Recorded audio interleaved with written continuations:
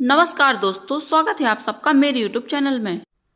आइए देखते हैं सीरियल ये रिश्ता क्या कहलाता है की कहानी में दिखाया जाएगा कि मायरा अभीरा को मुक्ति के साथ देख लेगी, जिससे उसका दिल टूट जाएगा।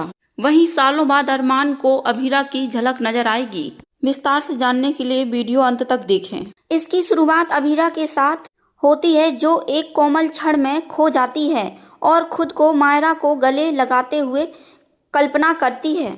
इससे पहले कि वह उस विचार में टिक पाती, मुक्ति उसे सपने से बाहर निकाल लेती है और तुरंत पूछती है कि क्या अभीरा परेशान क्यों है। अभीरा कहती है उसे इस बात की चिंता नहीं करनी चाहिए। इसके बाद मुक्ति धीरे धीरे अपने व्यवहार पर विचार करने लगती है। उसे एहसास होता है कि उसने मायरा के साथ बेवजह झगड़ा किया था और वह अभीरा से कहती है कि उसने जलन की वजह से ऐसा किया था, खासकर इसलिए क्योंकि मायरा ने अपने बड़े परिवार के बारे में प्यार से बात की थी। अभीरा की भावनाएं जागृत हो जाती है, जिससे वह चिंता से मायरा के बारे में सोचती है। दोषी महसूस करते हुए मुक्ति स्वीकार करती है कि उसने बुरा व्यवहार किया था और मायरा को देखकर वह बिना किसी वास्तविक कारण के असुरक्षित महसूस कर रही थी। अभीरा धीरे से मुक्ति को मायरा से बात करने और चीजों को सुधारने के लिए प्रोत्साहित करती है, लेकिन मुक्ति मना कर देती है और अभीरा के इस सुझाव को भी अस्वीकार कर देती है कि मायरा के साथ पानी पूरी साझा करे और माफी मांगे, तथा जोर देकर कहती है कि मायरा आस वह है। हालांकि अभीरा ने शांतिपूर्वक बताया कि उन्हें नहीं पता कि मायरा क्या कर रही है और उसे इतनी जल्दी आंकना अनुचित होगा। इस बीच प्रिंसिपल अरमान के साथ निर्धारित बैठक को रद्द कर देती है और इसके स्थान पर मायरा को उससे बात करने के लिए भेज देती है। अरमान समय पर ना पहुंच पाने के लिए माफी मांगता है और शारीरिक लड़ाई के बारे में पूछता है। मायरा भी माफी मांगती है और स्वीकार करती है कि जब उसने मुक्ति को अपनी माँ से बात करते देखा तो वह ईर्ष्या में डूब गई।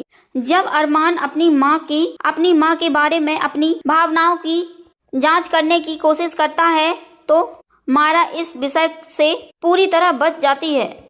वहीं सड़क पर अरमान अभीरा को देखता है, लेकिन उसके पास जाने से इनकार कर देता है क्योंकि अतीत अभी भी उसे परेशान करता है।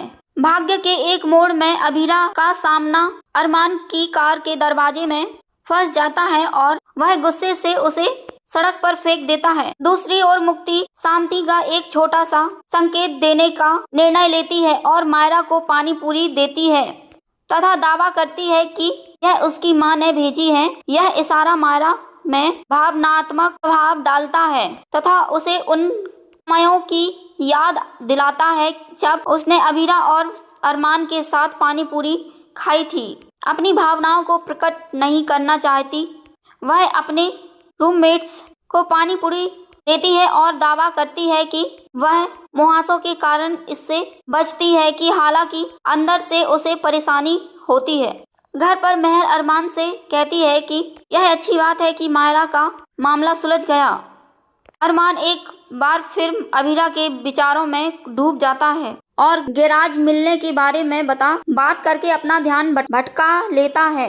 मेहर उसे दिन भर के लिए वहां से चले जाने का आग्रह करती है, लेकिन अरमान वहीं रुकने और अपना काम पूरा करने पर जोर देता है। दूसरी ओर अभीरा मायरा की तस्वीर देखती है और उसमें अपना सहानुभूति महसूस करती है। वह मानती है कि मायरा चुपचाप पीड़ित है, फिर भी अरमान के कारण वह स्वयं उससे नहीं मिल पाती। बात उसे बहुत परेशान करती है और वह यह सोचकर क्रोधित हो जाती है कि अरमान ने उसका सीधे सामना करने के बजाय विद्या के हिरासत संबंधित कागजात भेजे थे। वह मन ही मन बुदबुदाते हुए कहती है कि अरमान बहुत बदल गया है। दूसरी ओर बेचैन परेशान अरमान अभीरा को अपने दिमाग से निकाल नहीं पा रहा है। पोदार हाउस वापस आकर माधव कावेरी को कैरम खेल के लिए राजी करने की कोशिश करता है, लेकिन वह मना करती है। परिवार के हाल के मुद्दों पर चर्चा करते हुए बताया कि मायरा और मुक्ति इस मामले को सुलझाने में सफल रहे। वहीं क्रिस घर लौटता है और शांतिपूर्वक उसके चीजों पर चर्चा करने की कोशिश करती है। वह उसे कैरम के लिए परिवार में शामिल होने के लिए आमंत्रित करती है और वह सहमत हो जाता है। विद्या अरमान के ठिकाने के बारे में पूछती है और क्रिस पुष्टि करता है कि वह समय पर चला गया था। अनीशा का कहना है कि अरमान अपनी गर्लफ्रेंड के साथ वैलेंटाइन डे मना रहा होगा। विद्या उसका बचाव करती है और जोर देकर कहती है कि उसके पास ऐसा कोई नहीं है। मनीषा उत्साहित होकर निर्णय लेती है कि वह वैलेंटाइन डे मनाएगी। यह एपिसोड भावनात्मक रूप से समाप्त हो जाता है, जिसमें अरमान पूरी तरह से अभिरा की चुनरी को ढूंढता है जिसे उसने पहले गुस्से में फेंक दिया था। जब उसे सड़क पर वह मिल जाती है, उसे जला देता है, शायद अपनी परस्पर विरोधी भावनाओं को भी जलाने के लिए। कार्य के बाद ही वह स्वयं को शांत करने और शांतिपूर्वक सोचने में सफल हो पाता है। आगे जानने के लिए बने रहिए मेरे YouTube चैनल पर। वीडियो अच्छा लगे तो लाइक करें, सब्सक्राइब करें, कमेंट करें, शेयर करें। धन्यवाद।